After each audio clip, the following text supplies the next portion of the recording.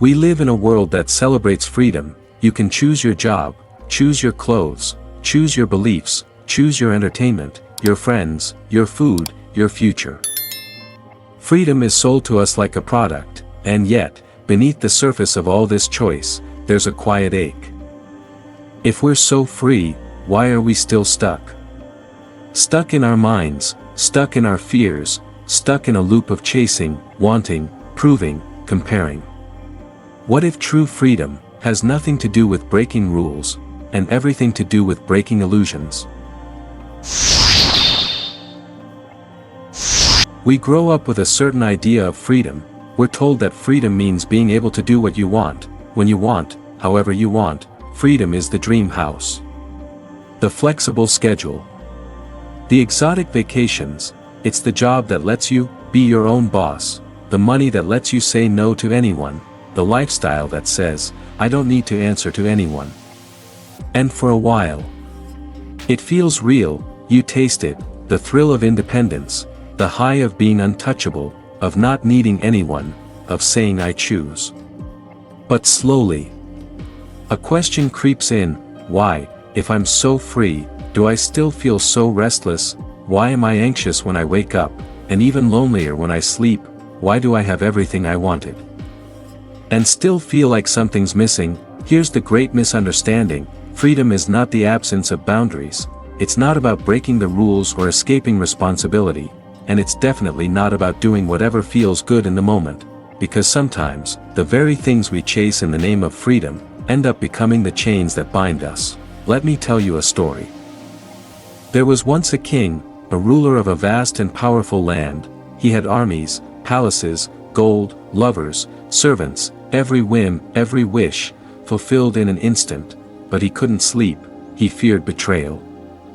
He mistrusted his children. He doubted his ministers. His thoughts were loud. His heart was heavy.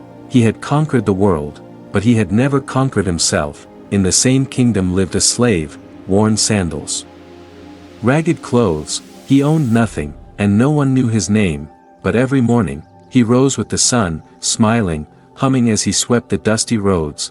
At night, he slept beneath the stars, in perfect peace. One day, the king passed by and stopped to ask, "Why are you so content? You have nothing. No bed. No house. No security." The slave bowed gently and replied, "Because I own nothing. Nothing owns me." That's when it hits you. Maybe freedom isn't about what you have. Maybe it's about what no longer has you. True freedom isn't loud. It isn't flashy. It doesn't come from the outside. It's quiet, it's deep, and it begins in the heart. There's a prison, but it doesn't have bars, no walls, no guards, no locks, and yet, most people will spend their entire lives inside it, without ever realizing it's there. This prison is built from craving, from desire, from the insatiable voice in your head that whispers, just a little more, then you'll be happy. Just one more win, one more follower, one more dollar. Then you'll finally be free. But that moment never comes, because the more you feed desire, the hungrier it gets. We say we want freedom, but every day, we build our own cage. We chase wealth, and become terrified of losing it. We seek praise, and become addicted to approval. We desire beauty, and become terrified of aging. The more we cling, the more we suffer. You see, the Buddha didn't say that desire is evil. He simply showed us that desire, when clung to blindly, is the root of dukkha, of suffering. It is not life itself that binds us, but our attachment to how we think it should be. Look around. We're not as free as we think. We can't go 5 minutes without checking our phones. We can't sit in silence without craving noise. We can't lose status, or love, or comfort, without falling apart. But what if freedom was never about having more? What if freedom was the ability to lose something, and not lose yourself? Imagine this kind of freedom, not needing validation to feel worthy, not needing perfect conditions to feel peace, not needing to control everything just to feel safe. That's real power. That's the kind of freedom no one can give you, and no one can take away. The truth is, We spend so much of our lives trying to escape external restrictions, that we forget the tightest cage is internal, and until we see it, until we recognize the invisible walls of craving, fear, and ego, we will keep mistaking distraction for liberation. The prison is not out there, it's in here, but so is the key. Long before he became the Buddha, he was a prince, Siddhartha Gautama, born into luxury, wrapped in silk, surrounded by music, dancers, feasts, gardens. His father, the king, had one mission: protect him from all suffering. Shield him from death, from sickness, from aging. Let him believe the world is perfect. And for years, the young prince lived inside that golden illusion. He had everything, except understanding, but one day, curiosity pulled him beyond the palace gates, and what he saw changed everything. He saw a man, broken with age, skin wrinkled, spine bent, eyes tired. Siddhartha asked, "What is that?" "That is old age," the charioteer replied, "it comes for us all."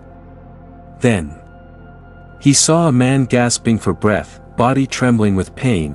"That is sickness," the driver said, "no one escapes it." Then a corpse, lifeless, cold, still, "that is death," he was told, "the final fate of every being." In a single journey, his perfect world shattered, and then he saw one more figure, a wandering monk, radiant, calm, not clinging, not afraid. That monk had nothing, yet seemed completely at peace. What does he seek? Siddhartha asked. The answer: freedom, not from laws, not from society, but from the fire inside, the fire of craving, fear, and ignorance. That night, the prince made a choice no one expected. He left everything behind: his kingdom, his palace, his wealth, his wife, even his newborn son. He wasn't running away, he was running toward something, toward truth, toward awakening, toward a kind of freedom the world had forgotten. For 6 years, he wandered, he studied with masters, he pushed his body to the brink of death, he starved himself, he sat in silence for days, he faced demons, not outside, but within, and one fateful night, beneath the Bodhi tree, he stopped trying to escape. He sat and turned inward. He watched his thoughts, his cravings, his fears, like clouds passing through the sky. He saw the truth clearly: everything that rises passes away. Nothing is permanent. Nothing can be held. But in letting go, we become free. At dawn, as the last star faded, he opened his eyes, awake, unshaken, liberated. He had become the Buddha. But here's what's truly astonishing. He didn't keep that freedom for himself. He spent the rest of his life walking, teaching, offering a path to anyone, rich or poor, man or woman, king or beggar, because real freedom is not something we possess, it's something we share. The Buddha's journey wasn't about escaping the world, it was about understanding it, and through that understanding, he discovered the key that unlocks the prison of all beings. We spend our lives trying to hold on, to control outcomes, to manage people, to make life fit into the shape we want. We plan every detail, we script our futures, we obsess over the tiniest risks, as if we just try hard enough, worry long enough, or prepare thoroughly enough, we can bend life to our will. But then reality hits: a phone call in the middle of the night, a job we thought was secure, gone, a relationship we depended on, shattered, a body we thought was strong, sick, and suddenly, the illusion collapses. The truth is, we don't control nearly as much as we think. We don't control when we're born. We don't control when we'll die. We don't control other people's thoughts, emotions, or choices. We can't even control our own thoughts half the time. Try sitting still for 5 minutes. Try focusing on your breath. Try not thinking about anything. What happens? The mind races, wanders, spins. Control? It's a myth we've sold ourselves, because we're afraid. The Buddha taught that clinging to control is one of the deepest forms of suffering.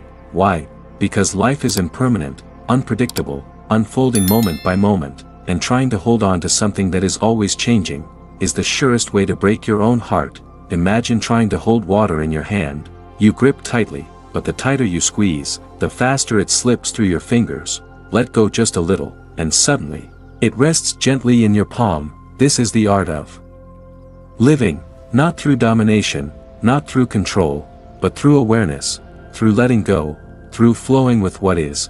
True freedom doesn't come from controlling life, it comes from understanding it. From trusting that even in the chaos, there is a rhythm, a flow, a deeper intelligence than the mind can grasp. When we stop fighting reality, when we surrender the need to control, we begin to touch something else: peace, clarity, spaciousness. And that space is where freedom lives. You don't have to control everything. You were never meant to. Your only task is to wake up, to see clearly, to live from a place of wisdom, not fear. And in that space, you'll discover a freedom that no amount of power, money, or planning could ever give you. There's a voice inside you. It tells you who you are. It says, you're smart.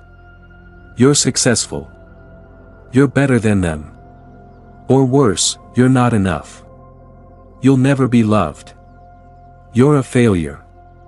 That voice is the ego, and it has shaped your entire world. But here's the thing most people never realize: the ego isn't who you are, it's just a story. The ego is not evil, it's not your enemy. It was born to protect you, to help you survive in a dangerous world. It gives you identity, a name, a role, a narrative. But what starts as protection becomes a prison, because once the ego takes over, everything becomes personal. Someone disagrees. It's an attack, someone succeeds.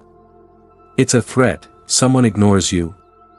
You must not matter, and just like that, we live our lives defending a ghost. The Buddha taught that the root of suffering is not just desire, but the illusion of a fixed self. We believe there's a solid me inside, a permanent identity, someone we have to defend, fix, prove, protect. But look closely, where is this self? Is it your body? Your thoughts? Your memories? Your feelings? All of these change, they rise and fall, like waves on the ocean. What remains? When the Buddha sat beneath the Bodhi tree, he saw it clearly. There is no permanent self, no unchanging I, just processes, just conditions, just the dance of impermanence. But in that realization, he didn't become empty, he became free, free from comparison, free from pride, free from shame, free from the endless, exhausting performance of trying to be someone. Think about it. How much of your pain comes from ego, the need to be right, the fear of being embarrassed, the hunger for praise, the terror of failure? We carry so much weight, trying to maintain an image, trying to protect a mask, trying to hold together a version of ourselves we think others will accept. But what if you didn't need to prove anything? What if you could just be? Real freedom begins when we stop asking, who am I? And start living from a place of, what is needed right now? Because when you're not trapped in ego, you become fluid, present, unshakable. You can respond with love instead of defense, act with wisdom instead of pride, speak with honesty instead of performance. The ego wants to be someone, but your true self just wants to be free. And when the illusion of ego falls away, what remains isn't a void, it's space, it's clarity, it's peace. That is the beginning of true liberation. Sometimes, the greatest power is not in what we fight, but in what we accept. We grow up being told to resist, push through, don't give up, take control, fix it, solve it, force it. But the more we resist reality, the more we suffer. Pain is part of life, but suffering is what happens when we say no to what already is. A relationship ends, and we refuse to let go. A dream dies, and we pretend it's still alive. A loved one is gone, and we fight the truth with every breath. We say, this shouldn't be happening. It wasn't supposed to be this way. Why me? But life doesn't ask for our permission, it simply is. The Buddha taught this very clearly. The cause of suffering is attachment. But there's a hidden form of attachment we rarely see, attachment to how we think life should be. We hold expectations like chains around our hearts. They should treat me better. I should be further in life. This shouldn't be happening to someone like me. But the truth is, acceptance isn't giving up, it's waking up to reality, to what's actually here, right now, to the present moment. Just as it is. In the Dhamma, there's a word, upekkha, equanimity. It means, calm in the face of change, stillness in the heart, no matter what storm surrounds you. It doesn't mean you feel nothing, it means you stop resisting everything. Acceptance is not weakness, it is strength beyond measure. It takes strength to face your grief without distraction, to feel your loneliness without running, to look at your fear, and stay, because in acceptance there is healing, there is space, there is breath, and in that space, something magical happens. We remember that we are not our circumstances, we are the awareness behind them. Imagine a mountain, storms come, winds howl, rain pours, but the mountain does not resist. It doesn't try to stop the clouds, it doesn't cry out, "Why is it raining?" It simply stands, rooted, unshaken. You, too, can be like that mountain. Through acceptance, you stop being a victim of the storm, and become a witness of the sky. When we accept what is, we stop fighting the waves, and learn how to float. We stop drowning in fear, and learn how to breathe. We stop trying to control the wind, and finally feel the freedom of letting go. The world may not always give you what you want, but when you stop demanding that it should, you begin to taste something rare, something real, peace, not the peace of perfection, but the peace of presence, not escape, but arrival. This is the silent power of acceptance. What if I told you that the very thing you fear the most, change, holds the secret to your freedom? We live in a world that's always shifting, the seasons turn, bodies age, love fades, people come and go, and deep down, we know this, but still we resist. We want to pause time, we want things to stay, we want the good moments to last forever, and the bad ones to disappear instantly. But life doesn't work like that. The Buddha's first insight after awakening was this: all conditioned things are impermanent. Everything you can see, touch, taste, feel, everything you love, fear, chase, cling to, is in a constant state of change, and while this truth can seem harsh at first, it's actually a doorway to peace, because if everything changes, your pain will too, your grief will soften, your confusion will clear. Nothing stays forever, not even the darkest night. There's a quiet hope in impermanence. Even the storm passes, even the winter ends. So why do we suffer?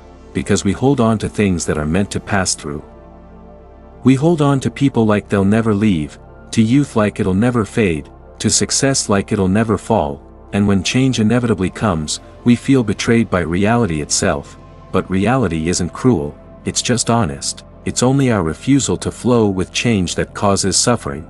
Think of the cherry blossom. It blooms for just a few days, and then, it falls, and we don't curse it for fading, we cherish it because it fades. Its beauty is made deeper by its briefness. The same is true of every moment in your life, every smile, every hug, every sunrise, every goodbye. Impermanence doesn't take meaning away, it gives it. When we embrace impermanence, something magical happens. We stop waiting to live, we stop clinging to the past, we stop fearing the future, and we start showing up, fully, gratefully, tenderly. We begin to love not by grasping, but by honoring. We begin to live not by holding on, but by letting go.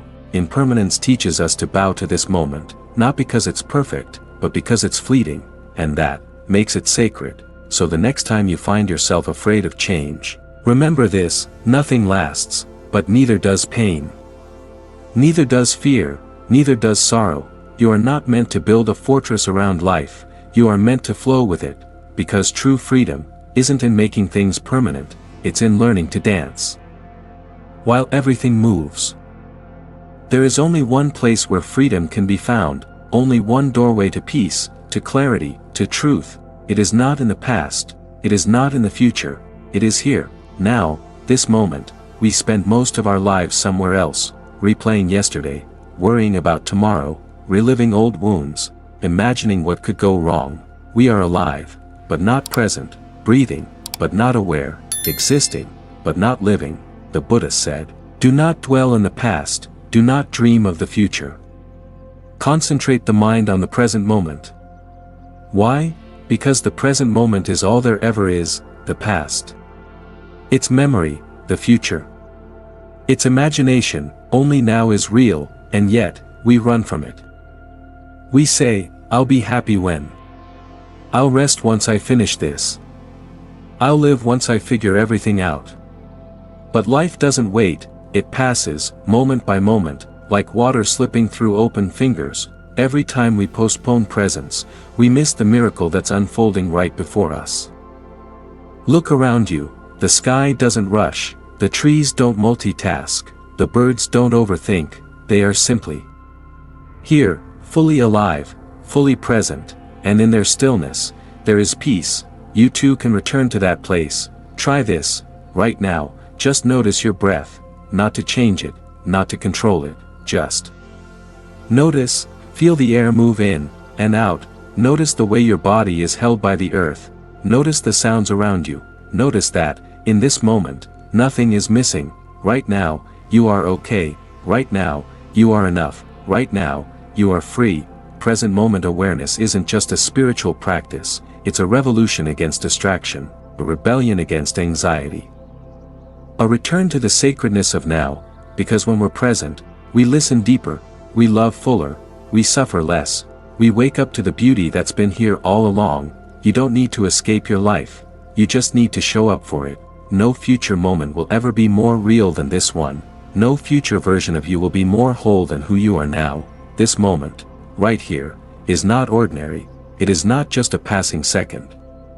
It is a miracle, a portal, a doorway to freedom. If you can truly be here, then you're already home. Come back, not to a place, but to presence, because in presence, life is not something you chase, it's something you become, and that is the gift of the present moment. Close your eyes. Just for a moment. Take a breath. Let it fill you. And release. Ask yourself, what am I still clinging to? What belief, what fear, what story, if I released it, would set me free? It could be your fear, your past, your name, your need to control. Letting go doesn't mean losing, it means liberating yourself from the weight you were never meant to carry. Better than 1,000 hollow words, is one word that brings peace. The Dhammapada, let that word be this, freedom. If this message stirred something in your heart, don't keep it to yourself. Share it with someone who's searching, someone who's been carrying too much, someone ready to wake up. Soft fade in of the channel's branding, voiceover, and if you're on your own journey toward awakening, tap subscribe. We're not here to escape life, we're here to truly live it, together. This is Zen Buddhism wisdom. See you in the next teaching.